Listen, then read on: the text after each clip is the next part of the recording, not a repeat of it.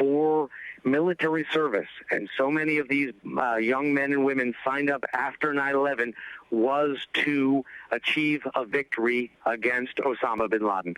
This is a turning point for the global war on terrorism, and in many ways, the global war on terrorism, which has defined our generation, which has defined the way we live, every way we get on airports, we get on planes, the way we live our day-to-day life, may be changing right now. And I think this is an incredibly significant development, David. Richard, from your reporting, from your experience on the battlefield and in capitals throughout the Arab world, is this the end of something in terms of those people that Osama bin Laden reached, or is it perhaps the beginning of something? Does his death make him a martyr? I think this is the end of something. We have seen for the last decade Salafi Islam, extremist Islam, ride an incredible crest of popularity. And now with his demise, which I assume we are going to hear the president announce very soon, we could be turning into a new phase. The Arab revolutions, which I am witnessing right here, are starting. And if the 1990s were defined by Islamic radicalism and the last decade was defined by the global war on terrorism, the next decade could be defined by a new period, which is the period of Arab democracy, the period of Arab unity. And if people assume that Osama bin Laden is dead and a new era is beginning, then I think there is a chance for not only a turning point for the U.S. foreign policy, which I mentioned before, the way the United States conduct our daily lives, but in a new way for the way the Middle East operates. We look at the Middle East in terms of historical periods. The last decade was defined by our war against bin Laden, our war against terrorism, our war against fear. This new decade, which is being defined right now, could be defined by new factors. And I think there is a great feeling of optimism and a great feeling of closure by the death of this person that has become hated in the Middle East. He was considered someone who was despicable and who disgraced the reputation of Arabs and Muslims. I'm going to interrupt you. We are going to get all information together. It is 11 o'clock now on the East Coast. I am David Gregory in Washington. President Obama is preparing to address the nation tonight with a major development. That is that Osama bin Laden, the most wanted terrorist in the world, the man behind the deadly 9/11 attacks that changed America, is dead. Osama bin Laden is dead. The president will announce in mere moments that it was a U.S. military action that killed him, that U.S. personnel were responsible for his death, and that the United States has the body in its custody. This, we believe, was an incident that occurred in Pakistan, where Osama bin Laden, for years since 9/11, is believed to have been hiding. We've seen him periodically appear by videotape that often appeared on the satellite network Al Jazeera, broadcast throughout the Arab world, with topical analysis of events happening throughout the world, the wars in Afghanistan and Iraq, particularly a war in Afghanistan that was launched with an effort to bring both al-Qaeda down and Osama bin Laden down. And now it has happened. The president will take America through the developments that led to Osama bin Laden's death tonight. We are awaiting the president, who will speak late on a Sunday night, and he will take us through those developments. We have all of our correspondents in place. Chuck Todd at the White House, our chief foreign affairs correspondent, Andrea Mitchell, who has covered the war on terrorism and its many incarnations since that deadly day of 9/11 and before, including reporting on Osama bin Laden. Richard Engel, our colleague, said it, Andrea, this is nothing short of a breathtaking development that the president will announce. Report on bin Laden was in 1997 on Nightly News, and that's when he was first identified as the key operational leader. He and Zawahiri, of course, his second in command. And over the years, we've seen many kills and captures of these top al-Qaeda officials. But it was always Osama bin Laden, the one figure that the U.S. really wanted desperately to get, largely because of 9/11, obviously, the importance of that, as Richard Engel was pointing out, the importance of that to all of the military men and women who enlisted after 9/11, inspired, horrified by that, and wanting to take action, wanting to become engaged. And even though bin Laden has not been as operational in recent years because he has been surrounded and isolated by American military actions and covert actions, even though he has not been the key leader of al-Qaeda that he once was, he is such a major figure that it does change the world as we know it. I'm not sure that it changes the threat levels immediately because there are factions of al-Qaeda now all over the world in Asia and throughout obviously the Middle East, David. And at the White House, our chief White House correspondent who is waiting for developments, Chuck Todd. Chuck, 3,000 people killed on 9/11. It has been more than 3,500 days since that attack, as Americans and allies around the world have sought bin Laden in search of justice, and now apparently that has come. Describe what you've been able to pick up just being in the White House on a day of secret, but a lot of activity there. It is secret and active all at the same time, with everybody trying to hint at us how big this was before, of course, we had other sources confirm what we're reporting about the death and capture of Osama bin Laden. We're 4 months short of the 10-year anniversary. And, David, don't underestimate the symbolic impact of this. We heard General McCaffrey talk about how this is going to be such a huge morale boost to the troops that are over there fighting this near 10-year-long war, decade-long war in Afghanistan. But it's also going to have a symbolic impact because the first wave of troop withdrawals out of Afghanistan, and we went in there to go get this guy, those first withdrawals are scheduled for in the next 60 days. And the impact that's going to have on the president's policy, on what you're going to see members of Congress want to see. We know that there's a lot of fatigue in the American public.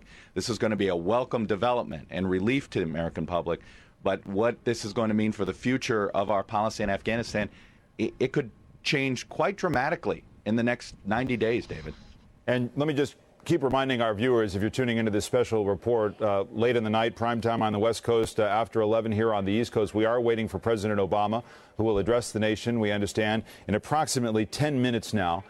For the past hour, at least, he has personally been engaged in drafting remarks that are of great national significance related to just what happened.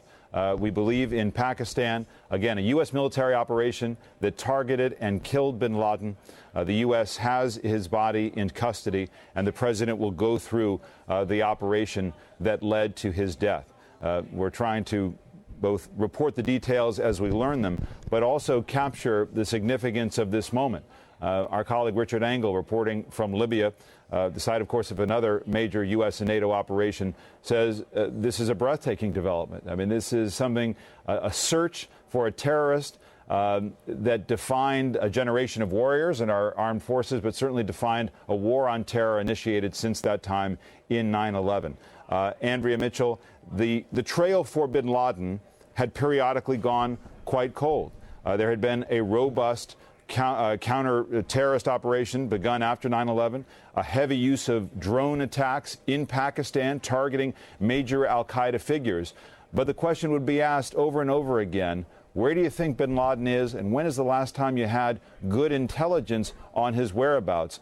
But President Bush, President Obama, everyone agreed to capture him, to kill him, to bring him to justice would have a major psychological impact on this country. Absolutely. And there were times in 2002 and 2003, and then we know that it was a big issue in the campaign in 2004, John Kerry arguing that he could have been captured in Tora Bora if troops had not been moved from Afghanistan to Iraq. So that became a big campaign issue. Another irony, this is the 8th anniversary, May 1st, of Mission Accomplished in Iraq, the appearance by President George W. Bush on the Abraham Lincoln. And that declaration, which we know was a premature declaration and became very controversial in itself, but mission accomplished became sort of an iconic phrase in U.S. political policy and political parlance. And now this could be President Obama coming out and, without literally saying it, having accomplished the mission that two American presidents tried before to capture or kill Osama bin Laden, David. This became, Chuck Todd, a major element of the political debate. In a robust war on terror, why is it that the United States could not capture or kill Osama bin Laden? The recent history tells us that U.S. forces got closest to him in Afghanistan at Tora Bora, and he was able to, as it was said, slipped out the back door back into Pakistan. In that tribal, rugged area where there was a bounty on his head of the order of $25 million, and yet nobody was turning him in. He was able to hide effectively, and it became, as I say, part of the political debate. Why is it the U.S. can't get him? Right. And, our colleague over in the political unit reminds me today's the 8th anniversary of President Bush giving his infamous mission accomplished speech on that aircraft carrier, and it is today that the United States captured and kills Osama bin Laden, and the politics of that, and what Andrew was bringing up on this whole issue of getting this guy and he being the focus and the focal point, and obviously the complicated diplomatic politics of our relationship with Pakistan always made this tricky and trickier, and bin Laden knew that, and he was always able to take advantage of that, and it looks like hide in Pakistan. It's as if we always knew where he was in general, just never specific enough where you could get somebody in there. And to that point, Chuck Todd, when I took Meet the Press to Afghanistan this summer and interviewed our commander of U.S. forces there, General Petraeus, who the president just named to now head the Central Intelligence Agency, I asked him at that point whether he felt Pakistan could deliver Osama bin Laden. It had been a question that had been raised for some time. Secretary Clinton questioned why it was Pakistan couldn't deliver him. Tom Brokaw, I recall, I remember him interviewing President Musharraf of Pakistan and him saying to go after bin Laden in the tribal areas would destabilize the country of Pakistan, a crucial ally, sometimes a difficult ally, but an ally in a region and in a fight. General Petraeus said in August that he noted that it took him 4 weeks or so to get out a congratulatory message or some sort of condolence message indicating just how far buried he was in the mountainous regions of that tribal area of Pakistan. And as I turn to General Barry McCaffrey as well, it was General Petraeus who said back in August that he still thought that bin Laden remained an iconic figure, he told me. He thought killing or capturing bin Laden was very, very important for all of those engaged in counterterrorism around the world. And now tonight, President Obama will announce to the country and the world that the United States has killed him. General McCaffrey, are you with us? David, it strikes me that this is not merely enormously important news in the United States and to our own armed forces, but the police and intelligence services of the European nations, of Saudi Arabia, of Pakistan. This is a threat that had tremendous relevance to many nations. Indeed, Andrea Mitchell, covering the diplomatic end of this. This was a worldwide fight, and the intelligence that was gathered and relied upon around the world from the Saudis and others in the Arab world was incredibly important, but it didn't change the fact that this remained a figure who was isolated and protected. And, of course, the huge tensions between American and Pakistani intelligence over this, over their failure to help and the lack of trust, which we saw most notably in the recent arrest for 3 months of Raymond Davis, a CIA contractor or operative, the fact that there were so many tensions with the Pakistanis, close relationships, of course, with the Saudis and others in the region, and also British intelligence, German intelligence, French, the Italians, throughout the region and in Europe. Very close working relationships now that had not existed really prior to 9/11. So the 9/11 Commission's report, David, and a lot of the flaws that were found were corrected after the fact. And this will be a huge boost to all of them. I want to turn it over to my colleague Brian Williams in New York to pick up our coverage from here. And Brian, we await the president, as you've heard our reporting up until now. David, a few moments ago, I heard an analyst on the radio catch herself after saying this is the biggest piece of news since 9/11. And as you've been saying in our coverage, this ends an era, not only the mastermind of 9/11, but the inventor of al-Qaeda, the founder of that organization, which is today markedly different and splintered, and if anything, covers more real estate around the world, and some would tell you is of greater danger in its kind of retail nature, but has changed significantly since the Pentagon was attacked, since the buildings were brought down in Lower Manhattan, and of course the plane in Shanksville, Pennsylvania. Our chief foreign correspondent, Richard Engel, following this news, as will the rest of the world when the president makes the announcement official. Again, for those just joining us, the White House made a series of notifications, journalists among them, that a big story was coming tonight. Some were told the news explicitly, and in the White House parlance were told to keep it as a close hold. This story started to leak out in the public domain, largely when some congressional staffers started making some phone calls on their own. Richard, the U.S. undoubtedly will be worried about threat levels and readiness levels at all U.S. installations and bases overseas. Tell us the various ways this news will cut around the world. We were one of those people who got this information about an hour ago, and I think threat levels around the world will, in the short term, be very high.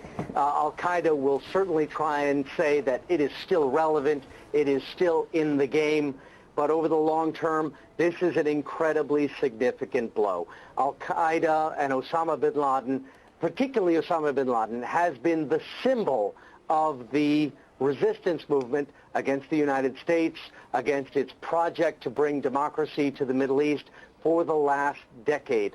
And now with the word that not only has he been killed, but the United States has his body. And that, I think, will be the key thing in all of this, that the United States, the Special Operations Forces, and congratulations to them this evening, was able not only to reach out into Pakistan, into the tribal areas where we're assuming this incident took place, and to not only kill Osama bin Laden, but to retrieve his body. That will be an incredibly significant moral blow to the militants, and will show that the United States wasn't kidding when it launched this war on terrorism. It wasn't a joke. It wasn't a myth that the United States did have the power to carry out an effective operation on the ground, and that is what so many people were doubting after the war in Iraq, after the war in Afghanistan, after the war in Afghanistan was renewed again. People were worried that the United States didn't have the capability and that it was simply a myth. And I think after they produce a body and say, this is what we have accomplished, many people in the Arab world in particular will be very impressed. And Richard, while I have you, before we go back to David Gregory in Washington for a bit, because of the burden of proof, especially in the Arab world, given the vagaries there, the need for proof, the need for DNA, point out for a moment, if you will, the DNA testing that's been going on for the better part of a decade. Oh, this is going to have to be very, very clear in the Arab world. They're going to have to show his face. They're going to have to show his body. They're going to not just take it on DNA testing. The United States can't show a vial of blood and say this is Osama bin Laden. The Arab world will want to see something that looks like Osama bin Laden with an American soldier standing next to him. The burden of proof is very, very high, Brian. Richard Engel, our chief foreign correspondent, up following this news and awaiting the president's announcement, as are we. It was originally posted for 10:30 Eastern time, about 45 minutes ago. It has slid. The president, all we were told earlier was that he was on the telephone notifying, remember, all the number of congressional committees. And David Gregory, the leadership, of course, needs to be told. Leon Panetta was making some of those calls, the defense secretary designate, a longtime CIA leader. And, of course, all the various intelligence, defense, and related committees, both sides of the aisle, all need to be informed. And they have been informed. The vice president involved in that, the CIA director, of course, the president himself, as you can imagine, Brian, has been working on these remarks throughout the day as they've been monitoring events coming out of Pakistan. I think it bears repeating. The question you asked was so important to Richard Engel. Proof. We remember also that weekend announcement about Saddam Hussein, and then the pictures that were released of a doctor inspecting a bearded Saddam Hussein after he was captured. Here, proof of the body, as government officials are telling us, this was a U.S. operation, U.S. personnel involved in killing bin Laden. This will both need to be declarative, but also runs some risk, as you raised, in terms of how the rest of the world sees bin Laden and sees the U.S. handling. But this is different and less controversial in many ways. As General Petraeus said to us back in August, this is an iconic figure for everyone engaged in counterterrorism around the world. This is not just about the United States. David, just in terms of your broadcast every Sunday morning, and remember, we have viewers tuning in across the time zones, across this country, hearing this news tonight, hearing about the president's announcement that's upcoming. We could go at any moment to the East Room of the White House. Think of the tone and tenor and content. This has marked, defined U.S. foreign policy. 2 wars were launched, at least in the name of 9/11. Of course, we have Americans on a third front fighting, as part of a no boots on the ground policy as we go through what's being called Arab Spring. It changed the country. 9/11 changed the country. It changed our armed forces. It changed our sense of vulnerability.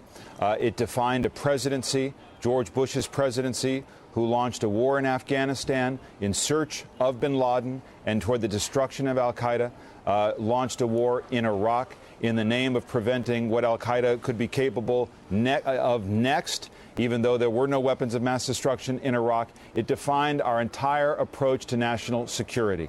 And just as President Bush wrote Chapter 1 in that war on terror, President Obama came into office promising to refashion America's image abroad, and yet there was amazing continuity in that pursuit of terrorists, of counterterrorism policy, a more robust covert policy of drone attacks in Pakistan, and indeed a robust effort to continue to target senior al-Qaeda leadership. Because as you know, Brian, question after question, month after month, where is bin Laden? Why has the trail gone cold? Why can't the U.S. find him? Why can't Pakistan produce him? And now it has led to a new president, a Democratic president, coming after a Republican who will announce to the world that the United States killed him. Tia Abawi is normally our Kabul bureau chief based out of Afghanistan. She is in London tonight. And Tia, I don't think it is too early to start talking about how this is going to break out. The reaction to this news, let's start with the Arab world.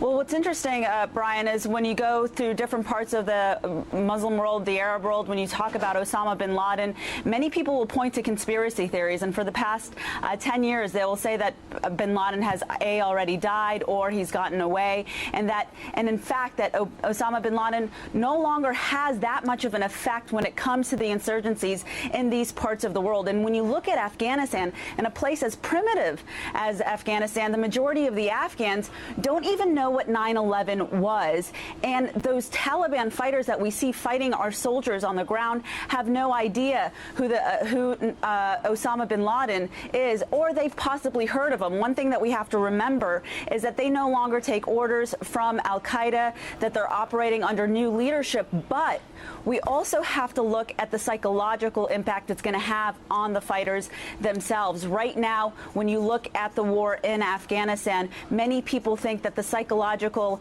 win has come to the Taliban in the last couple of years because of the victories that they've gained. But this is going to be a tremendous psychological effect for the American troops on the ground, the NATO troops on the ground. So it will have an impact on the war when it comes to the psychological event. When you look at the counterinsurgency strategy that was implemented in 2009, General McChrystal mentioned in his assessment that whichever side thinks that they're winning will actually be victorious in the war. So this, in a way, can affect that very important effect when it comes to the psychological impact. Brian? Tia Bowie, thank you for that. Andrea Mitchell is in Washington. Andrea, it's interesting. And again, for those just joining us, we are soon going to be going to the East Room of the White House for live coverage of the president's address to the nation.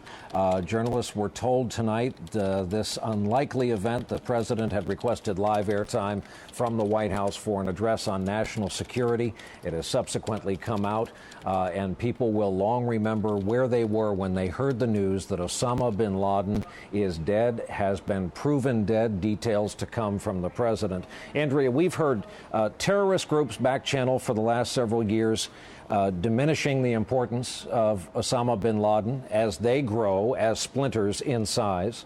We've heard various U.S. politicians, members of at least two administrations, and military commanders say it isn't exactly an obsession. We'd like to get him. He's in the back of our minds. And yet, you know and I know that when these people go on background and off the record, when you get the truth out of them, this terrorist defined the last 10 years of American foreign policy and, of course, gave us this absolute catastrophe on American soil. He defined American policy and, as Richard Engel was pointing out moments ago, the way we live. Because since 9/11, not only the way we live, the way we travel, the way our public buildings operate, the closing of avenues and the barricades around buildings, the people's house, the houses of Congress, all constrained by the war on terror and the effects and the fear of another attack after 9/11. Does not mean that this is the end of terrorism. And as we've been pointing out, he was no longer believed to be as operational as other leaders who have succeeded him and as splinter groups and as al-Qaeda in the Arabian Peninsula, in Yemen, these other groups who have been launching terrorists toward the United States who have been intercepted. I mean, there have been notable successes, some of which have not even been reported. That said, he is hugely important, as Atiya was pointing out, psychologically important in the counterinsurgency efforts, and politically important. Let's face it. The president was asked in September 10th about why he had not yet been able to capture or kill Osama bin Laden. And at that news conference, he said it is still a high priority. It is not an obsession, but it is a high